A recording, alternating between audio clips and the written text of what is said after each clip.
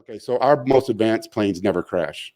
Yeah. Why, how can these spaceships be so advanced that they can warp space, travel through galaxies, but then they crash all the time?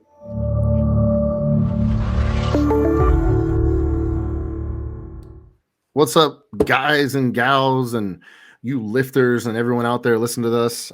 We appreciate you guys listening. We are back, and I guess we said, what was it, episode 6, Justin? Yep, episode 6. Episode 6, Goon Platoon. So coming at you guys live. We had some really good ones recently with Chris Cormier, Anton Vaillant. Pretty sure I said that right. So if you guys haven't listened to those, make sure you check them out. We are sponsored by First Detachment, so make sure you guys check that out as well. So we wanted to get back into our normal routine, and so I've been talking to Justin recently, and we have a few questions come in, but at the same time, also, I don't know if you guys have been paying attention to the news recently, but there have been some alien sightings coming up. Yeah. So there's a lot on that. Two things. One, if you ever noticed, there's only 80 alien sightings in the U.S. Well, aren't there some in like Brazil or something? Or no? Very, very, like 99% of the worldwide UFO sightings in the United States, which may be explained by. So I don't think people really realize what it means. Like there's almost undoubtedly the universe is probably teeming with intelligent life. It's just so massive. It has to be. Yeah, the probability of life isn't that severely restricted, and the universe is just so enormous. I mean, our brains can't comprehend it. There's like there's like 500 billion stars in our galaxy, and our galaxy is one of maybe 1 trillion galaxies, each with hundreds of millions of stars. I said billion, hundreds of millions of stars, and that's probably only in the known universe, which might be a small fraction of the full universe, which might be only one of many or even infinite universes. Yeah. So like we are, like you go to a beach, and like all this grains of sand on the beach. Mm-hmm. There's more stars than there are grains of sand on that beach. And each one of those grains of sand would have multiple planets around it. And I mean, you just think like go to like sand dunes somewhere where for miles there's sand. Yeah. That's still not as many stars as there are in the universe. But the big thing is the nearest star from us is I might have these reversed, 8 and 4 is 8 light years away, which means even if how far is a light year? 3, I can't even remember. Long. Light travels 300,000 meters per second. So multiply that by a year. It's fucking far. But it doesn't matter because we can never travel a light year because we have mass. So light travels at the speed of light. Yeah. Anything with mass cannot travel at the speed of light. That's E equals MC. E equals MC squared. That's only the rest energy of matter. There's also there's like kinetic energy, 1/2 mv squared. If you do the math and you like work it out to where the velocity equals the speed of light, it requires an infinite amount of energy. So anything with mass cannot travel at the speed of light. It can never get that close. And anything without mass can only travel at the speed of light and no other speed. So that's the problem, is the nearest galaxy to us is 4 million light years away. Yeah. So we ain't getting there anytime soon. Yeah. Even if we could travel at the speed of light, it would take 4 million years. But the thing is, if you travel at the speed of light, time stops for you. Yeah. So that goes back. What was that movie with McConaughey? Yeah, Interstellar. Interstellar. Oh my God, that was good. Yeah, but that's the thing. We can never get there because we would get there in 4 million years, but that would be like 200 billion years on Earth. And so none of it matters. So what's happening is either the only way that these could be like aliens from outside our solar system or our galaxy would be because you cannot travel faster than the speed of light through space. Yeah. That's the caveat. But things do, like there are stars moving away from us at the farthest reaches from us that are moving away faster than the speed of light. And that's not because they're moving, that's because space is expanding. So that's the key. Anything that would travel here from an alien planet would have to travel through different mechanisms than we do, which would basically, like, they would have to be able to warp space, because you can't travel through space faster than the speed of light, but you can, if you change space, then technically you could. You would never travel faster than the speed of light, but you create a shorter space length. And so some of the things if you ever talk about, you hear like the pilots talking about the things they see. They'll say they don't seem to have a propulsion mechanism, and so that would make sense. But there's a few other things. If you really sit and think about it, how many planes crash each year? Airplanes crash every year in the world. I don't know. Maybe like 0? Well, are we including like small personal private planes? Because a lot of those crash a year. I mean, well, yeah, but how many? To a first order approximation, it's 0. You know, when was Malaysia Airlines? 10 years ago? They don't crash. I would say bigger airlines, but yeah, probably, yeah. Okay, but effectively 0. Yeah, and the smaller ones would probably be more likely, but why? They have less technology, right? Yeah. Okay, so our most advanced planes never crash. Yeah. Why? How can these spaceships be so advanced that they can warp space, travel through galaxies, but then they crash all the time?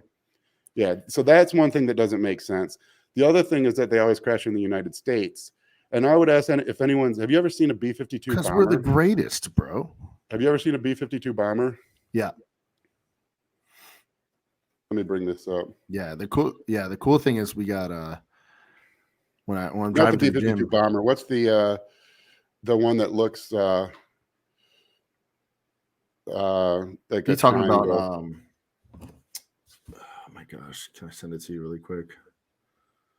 There was one that just popped up the other day, and they said it was like based off like advanced technology. Well, here, how about this? I'll bring it up on the screen. Are you able to share it? Yeah. Share it for our people. If you guys are listening to this, we'll just describe it. Yeah, if I can. We're talking about aliens, guys. Aliens and bodybuilding. So this fella, that's 70-year-old technology. Yes. Yep. We were using that in Vietnam, right? Before, yeah. I mean, that was like that came out of the 60s. Yeah. Yep. You know, like, and the original stuff, like I think scramjets, the original or ramjets, I can't remember which that was, like the late 50s. And so that's older than like our grandparents. You know, that's old ass technology. So if that's 70-year-old technology, what do we have currently? Yeah. And so one thing I think that is plausible, I think, is that at one point there was an alien spaceship that crashed. And the way the government is like releasing information, like they've said that several times recently. They mentioned like that we have spaceship, or it kind of flies under the radar, and it's like weird. Like they announce it officially and no one really cares. Yeah. I think one possible answer that doesn't seem too unrealistic is that a spaceship did crash once. Yes. And we've spent 70 years of reverse engineering the technology to where now we are able to utilize that technology to some extent. And if like the fact that we're basically begging World War III to happen. Yes. Why else would you beg World War III to happen unless you had that technology? Yeah. That you've been sitting on, and you're like, all right, we don't want to sit on this forever. I mean, you don't sit on killer military technology. You can almost time the wars of the various years over, like, when did the F-22 Raptor come out? When did like who did we invade shortly after that? So I think that's one plausible answer. I mean, obviously another plausible answer is these incredibly advanced alien technologies travel millions of light years faster than the speed of light, warping space, and then somehow crash more often than our shitty ass planes do. And here's one I posted the other day. So I don't know if you guys can see that. Is that an alien spacecraft? So what it is they say that this mysterious aircraft was allegedly spotted near Portland Air National Guard Base. This looked like it may in fact belong to us, as it is strikingly similar to the TR-3B Manta, which is rumored to be a human-engineered craft built on non-human technology. Yeah, I guess that was around the same time the police call, the people in Vegas called the police. That's an interesting one. Yeah, and they were like, oh, yeah, there's like 8-foot tall people in our backyard. Yeah, I was trying to find. Yeah, there's never any pictures, of course. Here's the B-52. The B-2 is what I was talking about. But this is Dude, imagine seeing that in the sky. Yeah, that's 70-year-old technology. Yeah, like in this, you're like 1962, and you look up. So when did we get flight? Like 1904, or was it 1914? Yeah. When did the Wright brothers? So if that was 1914 and this was 1970, there was less time between the Wright brothers and this than there is from this till now. I might be off with those numbers, so don't hate me. But and I think these ones were like super quiet. So, but we've gone from the Wright brothers to that in less time than that is till now. So I'd be wondering what we have technology wise, because we're the only country that really innovates. Like China is incredibly brilliant, incredibly technological, but their entire like technology existence has been built around reverse engineering other technologies. Like like when I was at Eaton, we brought our transmissions over there, and you kind of you model your business over the fact that they're gonna sell it at first, they're gonna reverse engineer it, and then they're gonna come out with a replica of your product. And then you're no longer going to sell there. And so you make sure you can make enough money in that period of time. And by the time they've done that, if you're a good company, you will have innovated new technology. And so they always stay behind you because they're always retrofitting and they're always reverse engineering. And so, and India, they're great at finite element analysis, all computer stuff. I mean, almost every major company outsources all their finite element analysis and stuff. And, stress testing, stress modeling. But that's not innovative. That's being really good with computer programs that tell what the new innovation will work like. So we're really the only country in the world that innovates. And so, I mean, I hate to say it because other countries do, but most of the major technological innovations come out of the United States, and they have historically. So yeah, that's the thing though with aliens is if they're traveling from other planets, they're so much more advanced that they essentially they understand physics to a level where they can create things that utilize that understanding of physics beyond what we think physics even is. Like our current understanding of physics doesn't even really contain most of that stuff. I mean, there's the ability with the Einstein and general relativity equations. So no one cares about this, but like if you take a derivative of something, like a derivative of position with respect to time is velocity. When we take a derivative, you assume a manifold that's flat. That's a manifold of space. But with what Einstein did is said, what happens if space isn't flat? And so you have like the derivative plus this tensor that describes the fold of the space time. And so because when something's nonlinear, like I take a derivative on a nonlinear manifold, at that exact moment, it's correct. But a tiny bit further along, it becomes less correct. And each further along you get, you don't even know how incorrect you are unless you know the curvature of this manifold. But Einstein showed how you can explain the curvature in the manifold with tensor analysis, and then you can create this whole new base. I mean, it wasn't new. It was mathematics that was developed that he realized he could utilize to kind of explain what was in his head. This stuff is like possible, but we have no idea how to do it. So to me, the fact that if these aliens have that ability and then they come to Earth and they crash at 1,000 times the frequency of our shitty ass airplanes, that seems like that doesn't jive. So I think it's probably we have some badass technology, possibly from reverse engineering, a single alien spaceship that crashed, 70 years ago or whatever. Dude, do you believe in things like Bigfoot? Are you a conspiracy theorist? No. I'm not really. I mean, you flat earther? Yeah, for sure. Okay. No, that one drives me crazy because you can. I mean, if we have time zones. It's dark in China right now. It's like it's flat. I mean, I'm shining a light on my desk right now. The whole desk is lit up. It doesn't turn black at any point on the desk. The flat earth thing is frustrating because. Where does gravity come from? A spherical form explains gravity very well because you can model it. It's called the many. If you have a bunch of objects falling, you can model it just by the center of mass of all the objects, and that's what gravity is. Gravity essentially becomes just a point at the center of the object. Like if you're using Earth, it's the center of Earth, and we all have gravity. Your gravity is at the center of your mass. You don't have to model everything else. You can just take it from that point, and it works perfectly, and it works to describe all the motions of the planets, of every planet. It describes when you throw a ball in the air, it describes that perfectly.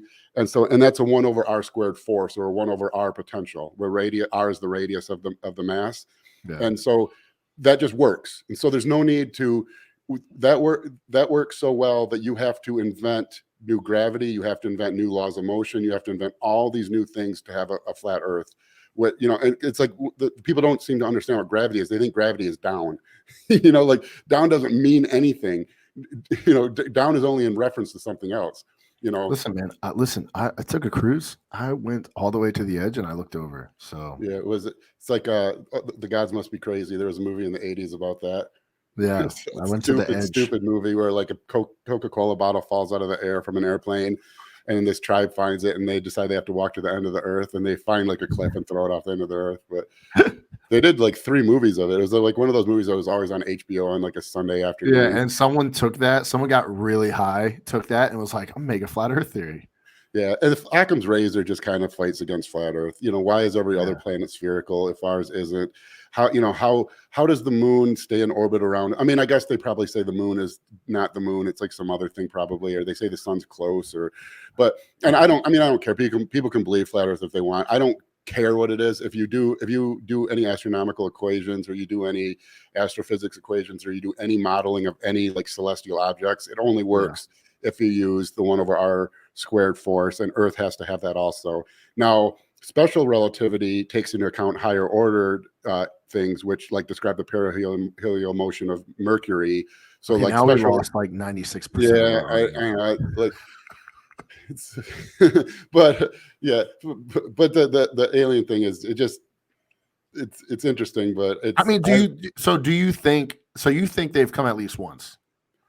I don't think anything. I think what you just have to think what's probabilistically likely. You know, it seems like the idea that there's thousands of objects seen, hundreds of them crashing in a relatively short period of time. So they're crashing so like 100,000 planes fly every year, probably more than that. So the flight of human planes is 100 times as much as the sightings of UFO planes, but the crashing of UFOs is 100,000 times more likely. Okay. Yeah. You put it like that. It makes a lot of sense. It's like, so how are they that technologically advanced but they crash all the fucking time? They travel the entire universe. Drunk.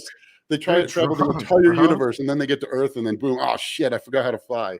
Dude, you ever been like on a 12-hour drive, and you know you're gonna crash. So they've been driving for a minute, so they're gonna crash. But the good point. Yeah, several hundred million years. Yeah, they're pretty tired, man. I just think like anything that could warp space or do anything's required to allow for travel between galaxies is so technologically advanced. I can't imagine how they just crash all the time. It's possible they crash once. Maybe they warp space oddly, and their computer system didn't calculate Earth in the correct space, and they crash into space unintentionally once. And then we spend the next 70 years reverse engineering that technology. That seems plausible, or it does. And then that would, and then we see a lot of additional sightings and a lot of military pilots talking about the sightings and like the Tic Tac phenomenon, the Tic Tac plane they see, and we get all these military spacecrafts announcing that they see this stuff right before the Ukraine-Russia war happens. It seems, it's like it's a little saber rattling. It seems like to me. So we spent enough time on aliens. So everyone's listen, gone. guys. Aliens are real. So make sure you get nice to them. ready. So I'm going to bring a question in that we had a leftover one.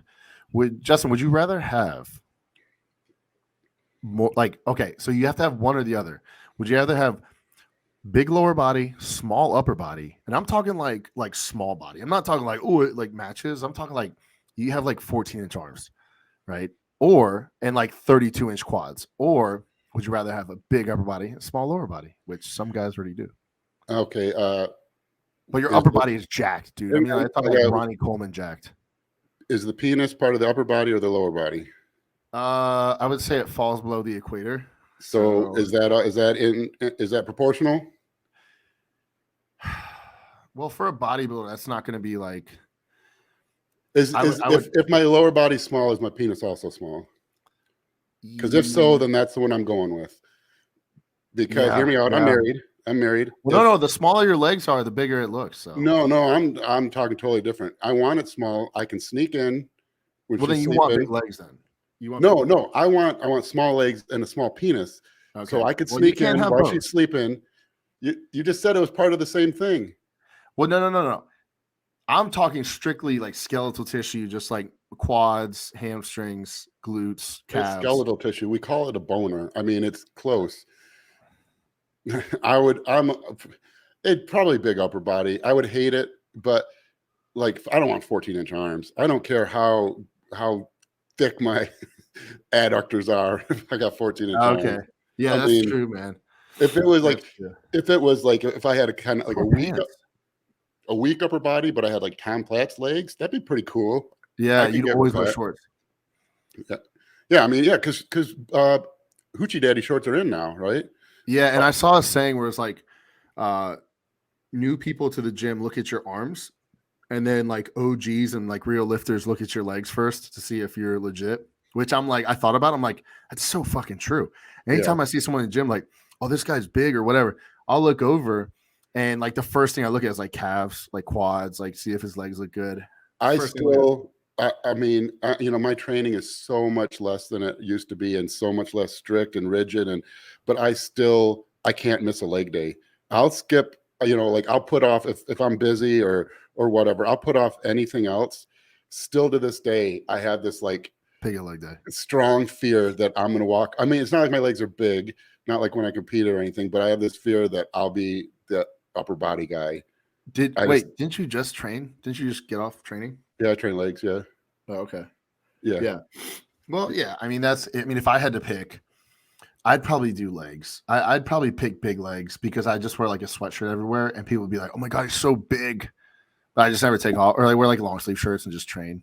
Well, I'm picturing like an Eric Frankhauser. I mean, that's a tough question. That's like the question, like, like, would you rather, like, would you rather like give your mom an orgasm or give your dad an orgasm? Yeah. I mean, no one wants to answer that, I feel like this is that. I don't want to have to take a stance on this because I could flip flop back and forth given on the day. We're going to the beach, board shorts are back in. I want the long upper body. We're going to like a place where you have to wear really short shorts and a sweatshirt. I don't know if that place exists. If it does, I want the calves. Let's go there, bro. Okay, we have one more question. Let's look at this one. We got a couple more, but I'll just throw this one in there. So this one is supplement related, sort of chemical related. How important is E2 to muscle building, to muscle growth?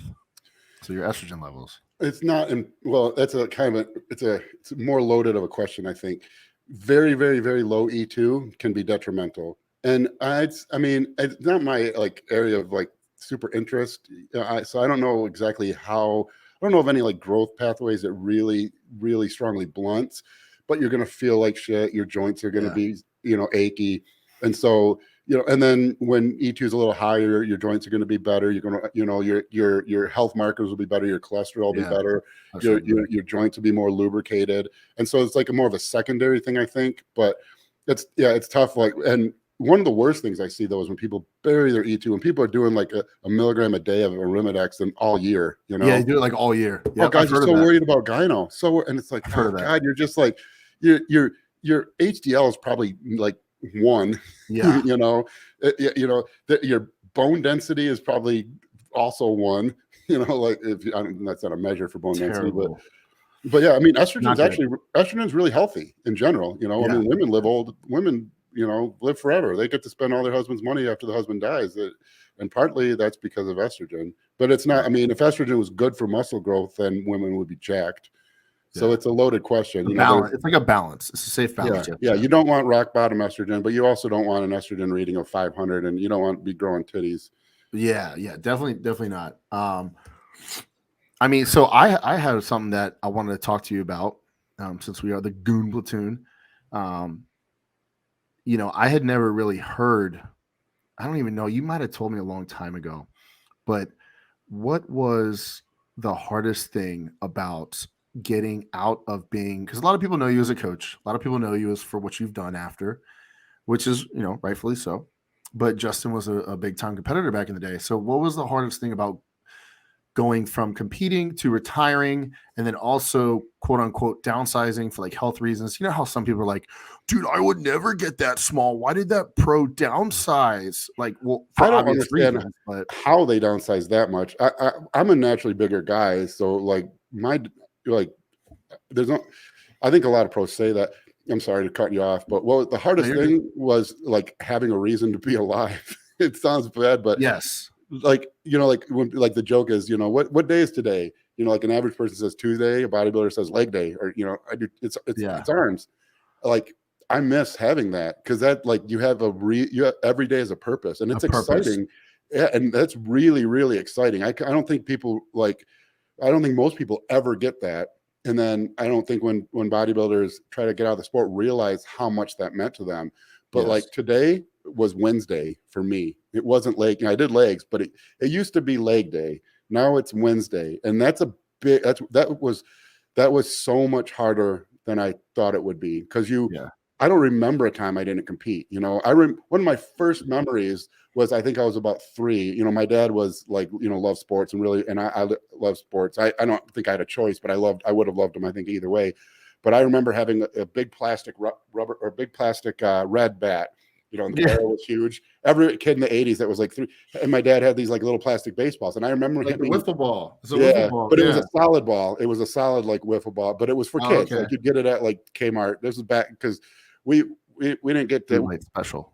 We didn't have, we had Walmart, but below Walmart used to be Kmart. And when you lived where I lived, that's where Kmart was where you went. You got your GoBots instead of you didn't get to buy the Transformers. You had to buy GoBots. You didn't get to buy Jordache jeans. You had to buy Levi's Tough Skins, but or Huskies. I tell you the Husky jeans joke, right? I had a buddy in college who I played football with. So he's a big guy, played defensive line with me. And he told a story once when he was a kid, like in elementary school, and he was big, so he would get Husky, like those were the fat kid jeans. They call it like Levi's Huskies. And his mom told him, so he wouldn't feel bad, she's told him they were strong boy shorts or strong boy jeans. And so he went to school the next day in like 3rd grade, strutting and stuff. He's like, check it out, I got strong boy jeans. And everyone else knew that they were the fat kid jeans, and just ruined his life. Just shit on him. Oh man, poor guy. Poor dude. He's a good guy too. Ruthless. Yeah, well, he turned out to be, 6'3", 250 as an adult, so he probably could go back and kick all their asses if he remembered them. But we're back to one of my first memories was my dad pitching to me and facing into the sun. I think I was like 3, and I remember hitting what I thought was a home run, but I think it went over like the swing set, and him like jumping up and down. And so like all I remember is sports.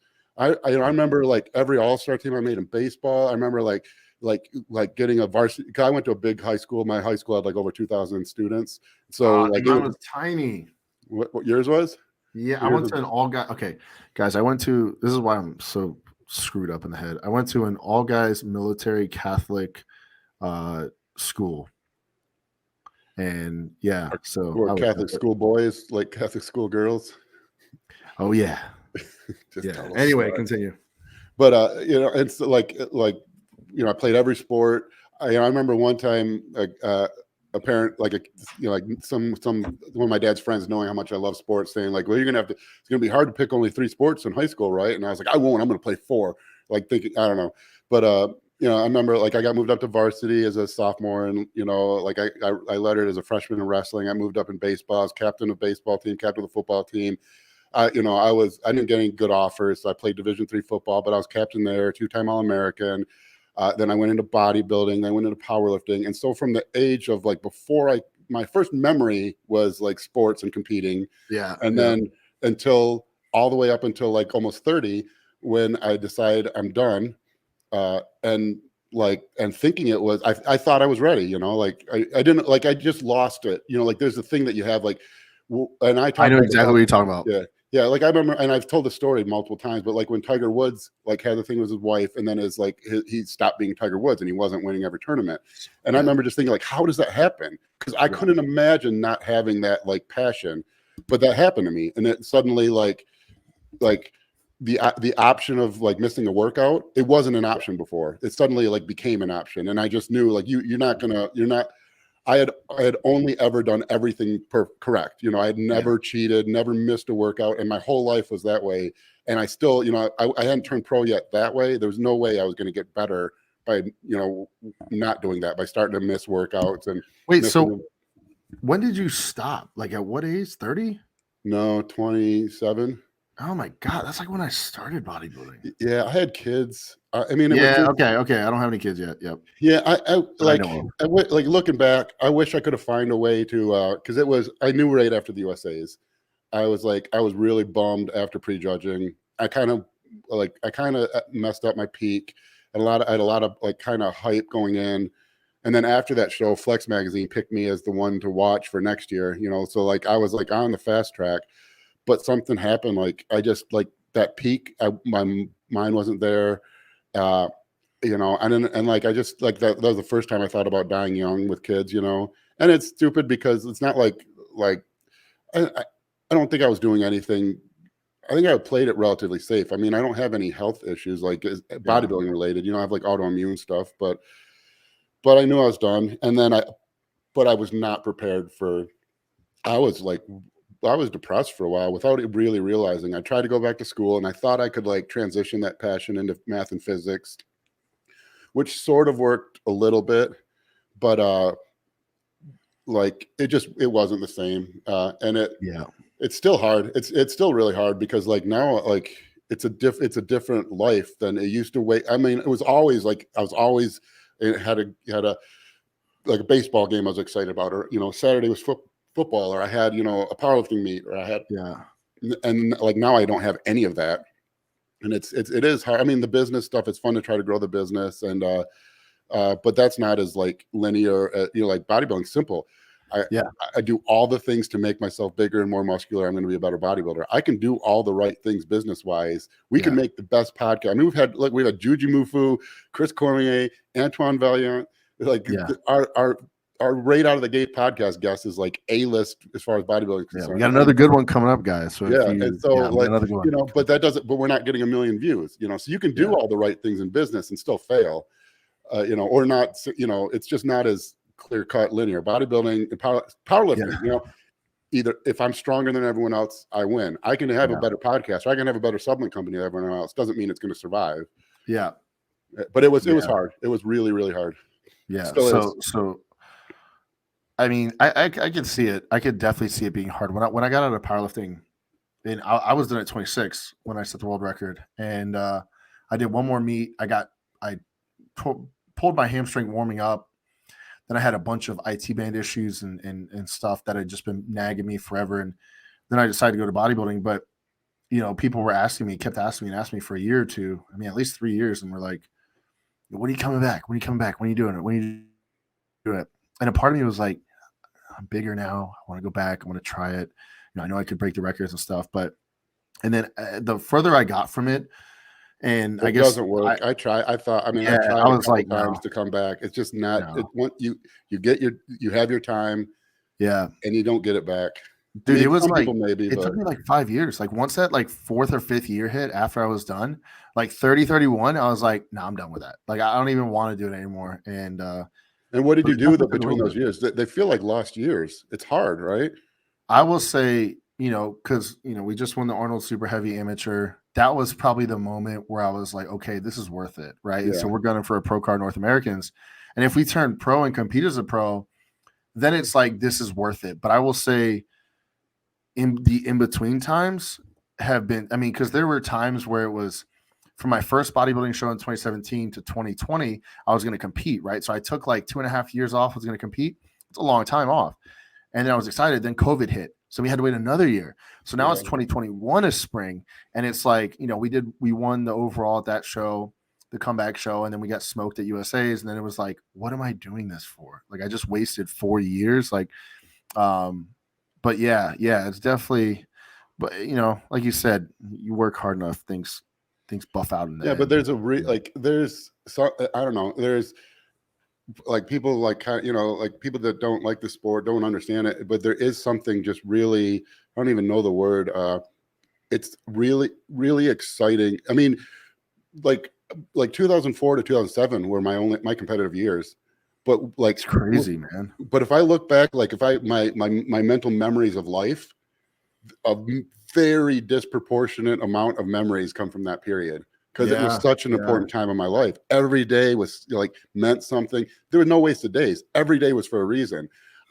I have wasted days now. I mean, I have days where, like, I'm always trying to build the business, but so much of my day is just I'm checking boxes that, where then it was like every day was exciting, had a reason. Like there were so many days where like I had a big workout. Like I used to not be able to sleep the night before a leg day because I'd be so excited. I remember those. Yeah, I don't get that anymore. I have nothing. When you're a kid, you can't sleep the night before Christmas. There's all these things. I had that I had that multiple times a week.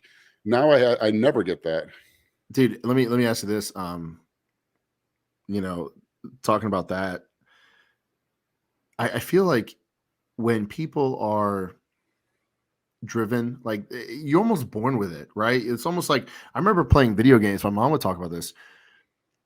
I would be playing with my brother and I would beat him. I think it was NBA Jam like 96 or something. It was like Sega Genesis. And it was like the 2 or 3 guys where they'd get on fire and they'd all be up, they turn into a flame. And so like he's on fire, like from downtown. Yeah. So we would play that and I would win like 10, 11, 12 times. My brother would be like, oh, I'm gonna go. And I'd be like, no, James, play one more game.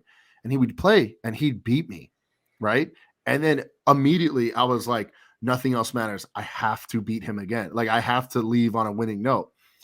And I was like 6 years old, 7 years old, and I was like, I just always had that in me. So I've thought about it when I'm done, I transitioned from powerlifting to bodybuilding. That was a pretty good transition because, I'm doing okay at bodybuilding. So it's taking that place. It's filling the gap. It's like, man, when I'm done with this, I joke to people, but I'm like, dude, am I gonna go surf? Like, I remember I used to surf. Am I gonna start riding bikes? I know whatever I get involved in, I'm going to become pretty disciplined and pretty psychotic about it. And I'm like, will I be able to balance things like a normal person? I don't know. I don't think you will. I've never been able to. I mean, I wish I could, but my MO, like my standard process is I've been into pool recently and I'm already kind of getting out of it. My thing is I love progress, and that's what I loved about bodybuilding. Yes. There's always you're moving forward, you're making progress, you're showing that you're better than you used to be.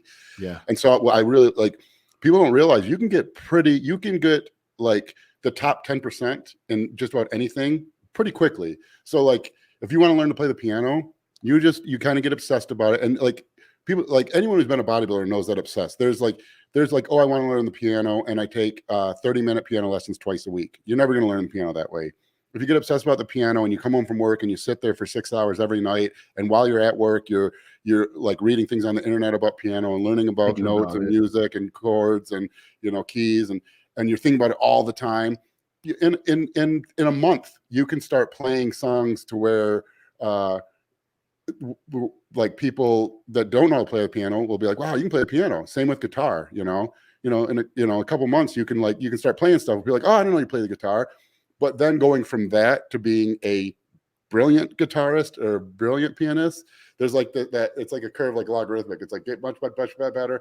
And then eventually you get so good that you have to warm up and, practice. And it's an hour of work before you even are warmed up enough to have the ability to get better, And like that's so what I just kind of jump from thing to thing is that. And the pool's been my recent one. And like now I can get to where I can run out racks on 9-ball or 8-ball, not all the time, but like common. But now it's where I don't go down and play, and there's no guarantee that I'm better than I was yesterday or even last week anymore. And that's where I start to lose interest and find the next thing to do. Yeah, because like you would either have to dedicate 110% of your life to that, or I'm pretty much I'll be at this level forever, because now to get better means I have to like hire a coach. I have to spend like 12 hours on a weekend really practicing. I know where my weak shots are, and I got to work, I got to work on playing English on this particular shot to see where the ball will end up. And well, that's that does not lead me into the next question. I can't even act like I fucking know what I'm going to say. So here's the next question. What is the largest, you've talked about Fuad before with his cheat meal. What is the largest cheat meal you've eaten? I remember one, I think in 2006, that was big. It was, I think I had a whole large pizza. Yeah. Like 12 or 18 chicken wings, a couple Coney dogs, a bunch of like Diet Coke. Huh? You didn't get sick off that? This was before, I probably did, but this is before I knew I had. So I didn't, my celiac issue was I may have had it when I was a bodybuilder, but I never ate bread. So I never ate bread or drank beer. So how would I know? Potatoes. The only time I would be after a contest and a cheat meal, and I would get sick. But I think bodybuilding possibly played a role in me, because I have autoimmune stuff, and I've had, so there's something going on. And I think not like very, very minimal exposure to gluten for a decade. And then when I started eating like a normal person, I think my body was like, what the fuck is this? Let's attack it. Because I didn't get diagnosed until I quit bodybuilding in 2008. I think I got diagnosed in maybe 2010. And I had been sick. And if you can go back, like read on the boards, I would post about it, because I was like sick as hell. Like I had a fever like year round, 27 days a week, 24 hours a day. And I couldn't figure out what was going on. They thought I had lupus at one point. And what they it was really dumb. A doctor thought I had lupus, and I went to a specialist, and he's like, you have all the markers for lupus, but I don't think it's lupus. And so like no one could figure out what it was. And I always had a fever, and I hurt all the time. I was so achy. Everything hurt. I was so inflamed, GI issues. And then I remember one night we went out with my wife's family, and I had like 3 Miller Lights. And the next morning I was throwing up, and I was so sick. And I was like, oh my God, this is embarrassing. 3 beers and I'm sick. And then my wife, like something clicked, and she's like, I think you have celiac disease. And so I didn't even get tested right away. I went and I immediately stopped eating gluten. And within like a couple days, it was like complete reversal. I want to say by day 3, it was like clearly noticeable. And by like the end of the week, it was done. I was like normal again. And then later on I got tested, which sucked because I had to actually eat gluten to get tested for it, which I knew I had it. But because if you don't eat it, you won't have the markers, And so like I ate it and got sick and got tested, and now I just don't eat. I just don't ever eat it. Yeah. So that was probably your craziest cheat meal. Dude, I don't know if anytime I've ever tried to, I would say right after a show, I have the biggest diet or the biggest hunger, obviously, but I've never been I think some people have bigger stomachs than others, and mine's not that big. So I've never had like a huge cheat meal. I think that's good. I think that's like one of the worst things of this sport is like everyone wants to turn their cheat meal into a contest. The calories still count. Yeah. It's not a free meal. It's not like if you eat 10,000 calories, you ate 10,000 calories. Yeah. That's one of my biggest, like, I hate that when people they think look at this cheat meal, epic cheat meal. It's like, yeah. So all that did was negate that many calories. There's not an exact, because if a huge bolus meals, what was most likely happening is some of that food isn't broken down properly. It passes through the gut and shit out before you're able to digest nutrients. There's so much mass. The bacteria in your gut probably breaks down a higher portion of the calories. I mean, you go to Nathan's hot dog eating contest, those guys eat like 7 pounds of body fat worth of calories, and they don't gain 7 pounds of body fat that day, but they do, like they're certainly not losing body fat on that day. And I hate that. Like, I wish more people did that. The cheat meal should be, it's a meal where you don't have to count calories, or you can eat what you want. If you've been craving X, you can eat X. That's it. It's just, like when people try to turn it into like, I want to see if I can eat a pound of deep fried butter. It's like, why? It doesn't even taste good, and you just ruin. So you blew like 2 days worth of the diet for the week, calorie wise. Yeah.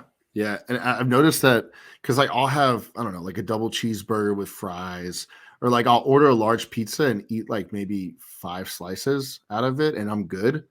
And I've noticed that because of that, I mean, I like eating more consistently. I mean, I'll be hungry every hour and a half, but I just can't eat all at once. And I've noticed that it does, like, I don't have when I used to try to force it, it definitely, stomach was more protruding, like I rest up. But now, I'm eating more consistent throughout the day and just not pushing the cheat meal. Like when you first start bodybuilding, you see everyone doing it, so you got to try it. Get rid of cravings. Use it. Like if you get a cheat meal, use it. Get rid of your cravings. But think of that's what it's there for. It's not a contest.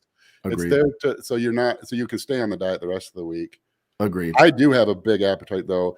I we used to have a thing called the pig's trough where you got like a button if you ate the whole thing. Jesus, bro. Was this in Michigan? Yeah. It was just ice cream at like London's ice cream factory. I ate 2 of them once in high school. You got double buttons.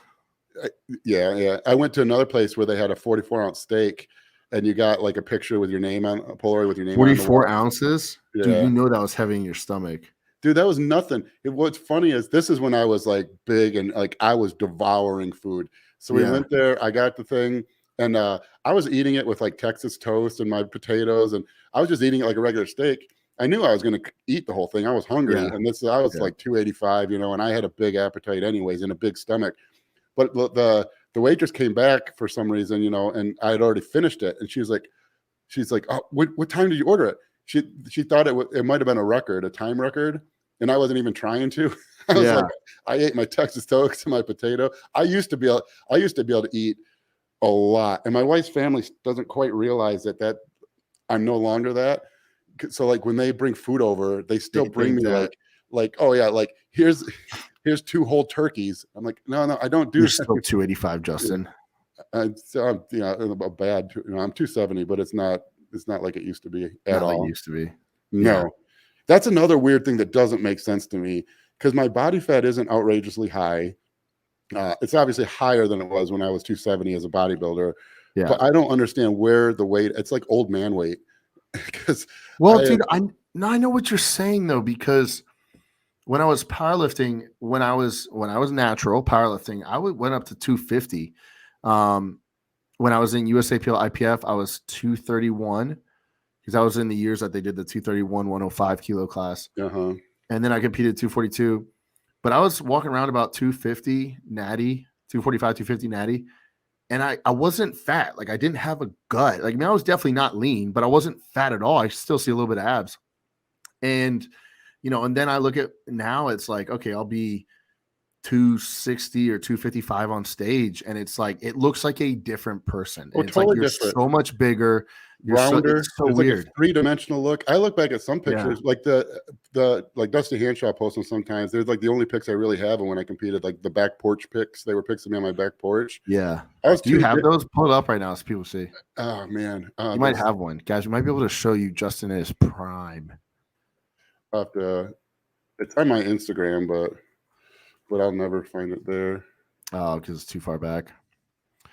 Well, yeah, I mean, and guys, I'll never, I've told Justin this a million times, but when I first started, I lived in. This isn't the back porch pics, but this is around that same time. Hang on. Guys, I started following Justin like 2005, 2006. I remember watching him squat in like this giant gray shirt, and I was just like, I want to be like this guy. Yeah, so I'm 257 or something there. That's crazy. 260s here. Show that one. Click on that one. That's right. My penis weighs 260 there. Wow, dude. You know what? Hey, I don't know how you didn't get a pro card. I don't know. I mean, I didn't compete that many times, but yeah. I mean, I was 250. I was like, my off season that year was, I started prep at 262. That was TRT. That's a great look. That's a great look. That was TRT 262. But I was 273. That I stepped on the scale the other day. Dude, look at that hair. But I don't look anything like that. And that was like a weird thing that happened was I noticed my off-season weight didn't change much the last couple years I competed, but my stage weight jumped up, but my look was completely different. And it was like, okay, I'm 270. I look like I'm the same body fat as I was at 270 last year, but I look like I got 20 pounds more muscle. And I don't know what it is. It's like this roundness, 3-dimensional look that's slowly, you're getting it. Like, I wish we have, if I could find them for you, send them to me. Maybe in my. I sent you a couple the other day. Yeah, I texted you them. Yeah, because some of the pics I'm like, I'm 250 something in, and then I'm looking at the pics from now, and it's like it's completely different because I didn't know I was. Yeah, I don't know if I can put a chat on my screen.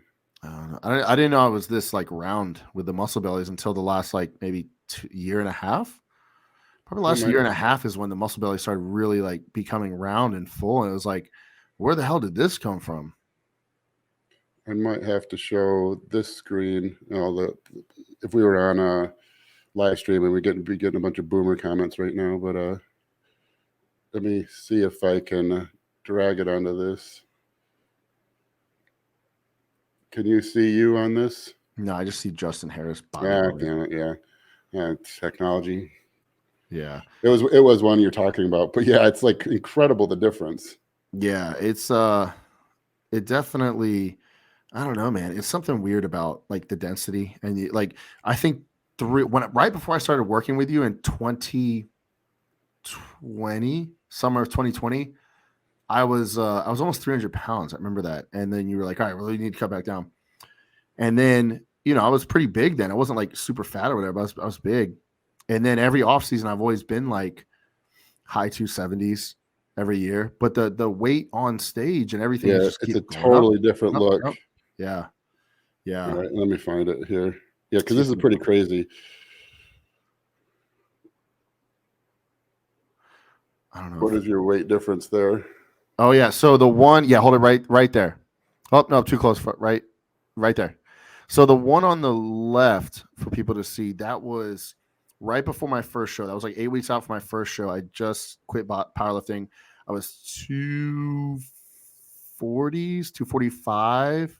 And the one on the right, I was probably 250 on the left, 250, 255 on the left. And then the one on the right was after the Arnold, and I was 270, 268 there, something like that. Yeah. So it's probably a difference of about 20 pounds, but that, so 15 pounds. So all the people, guys watching that think they're going to add 40 pounds a year. That's why I say don't try to gain weight. Gaining weight means you're gaining fat. Yeah. Because if you gain 15 or 20 pounds of actual muscle tissue, that's what it looks like. 20 pounds of muscle makes you look like a different human. 20 pounds of weight does not. And so if you're don't try to gain weight, because gaining weight just means you're gaining fat. Yeah. Gaining muscle is a slow process. And even 10 pounds of muscle, you look like a different person. I mean, 10 pounds of true stage weight, you're a different bodybuilder. Yeah. Agreed, man. Yeah. And I do have one more question from our lovely people. I'll have to, I got to take my daughter to a thing after this. She got friends over for a sleepover. Okay. So we have one more question. If you had to choose one anabolic to take, which one would you take? It's a loaded question. If only one thing, it would be testosterone. Only one. Yeah. But if it was let's say this one to take, and then one. If I could do TRT, and then so one to make you the strongest, and one to make you the biggest. Oh man, the biggest would be if I could do TRT. So if I could get my natural test, test at a natural level, it would be Primobolan, and I would just do fucking 1.5 grams, 2 grams of it. Okay. Yeah, and just get round as fuck, and then strong wise. And I would get round as fuck, and then everyone I told that every 19 to 24-year-old meathead would insist I was lying because they would insist Primobolan is weak. To get strongest, that's tough because what made other people strong never worked for me. Maybe Masteron, probably testosterone. Masteron worked for you? Masteron did not get me strong at all. Dude, Tren made me. I'm so prolactin sensitive. Tren looked like when other people take Anadrol with estrogen. It just made me so bloated and watery every time. You know the first 2, almost 3 years of in powerlifting when I was using, I didn't do any PCTs, and I never got gyno or anything. I never have to. Yeah. I did. Well, I got gyno, I did my first Tren cycle, and I got gyno bad, and I was like, really? Fuck yeah! So I went and got blood work. I don't know, because you couldn't get anti-estrogens back then. No, it wasn't like now you can go to a website. I was like, there was no online, you couldn't go to a peptide site. You just were fucked. Yeah. So I was praying I was going to get blood work, and my estrogen was going to be sky high, and the doctor would prescribe me something. My estrogen was normal. My prolactin was sky high. And he was a giant cunt. He's like, "Are you taking any steroids?" And I was like, "No, just andro." He's like, "Well, stop taking that." I'm like, "Well, I still got gyno. I'll stop taking it. But can you help me out a little bit?" What's that? What did he give you, Caber and nothing? No. He was a cunt. He was a dick. All doctors are such assholes about that. He was like, "Stop taking those andro."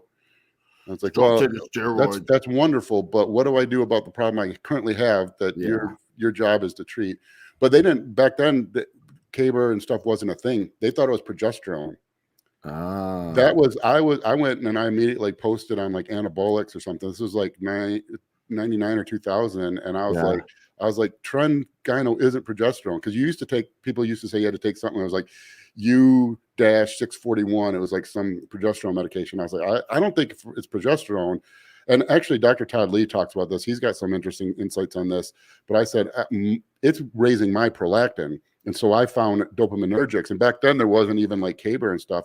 I found a blood pressure medication that was also a dopaminergic, because dopamine is anti-prolactin. Yeah. Then bromocriptine. And then I found bromocriptine, and I never even heard of it. And I remember posting on like anabolics about it. And and then people give me pushback and saying, no, it's not, it's progesterone, everyone knows. And so it's funny that like over time everyone like just switched. But I think it's more complex than that, because I don't think it is prolactin for everyone. I think it does affect various estrogens. Tren does differently, or 19-nors in general, because I couldn't do DECA. DECA was the only other time I got gyno. Yeah, DECA does that sometimes, but I will say that, like, for me, strength wise, I don't know if you said strength wise, but strength wise for me, it was always like an Anadrol. Yeah, you know what? I was only thinking injectables for some reason. It would have been Anadrol. Anadrol just gets you so freaking strong, dude. Yeah, like on day one. Dude, all of a sudden everything's just, like, we would go in the gym and every single rep was always. I couldn't walk on that. My lower back would get so pumped. I remember trying to do like a little like CrossFit thing, just as a goof, like my nieces or someone were doing it with my wife, and I was like joking. I was like, I'll do one round with it. Yeah. And like there was like a running thing. You had to run like 200 meters, and I got like 50 meters in, and my back just seized up. I had to walk like a pregnant lady, and I was done. But I really gotta go. I'm getting the So hand wave. We'll do our sign out, guys. We appreciate you riding with us, and until next time, make sure you guys check out our sponsor, First Detachment, and we will see you on our next episode. Thanks, everyone. This episode is brought to you by First Detachment. First Detachment is an expert formulated supplement company founded by renowned coach Justin Harris. We've combined science with real-world experience in each product. We are battle tested. Are you? Find your battle today at firstdetachment.com.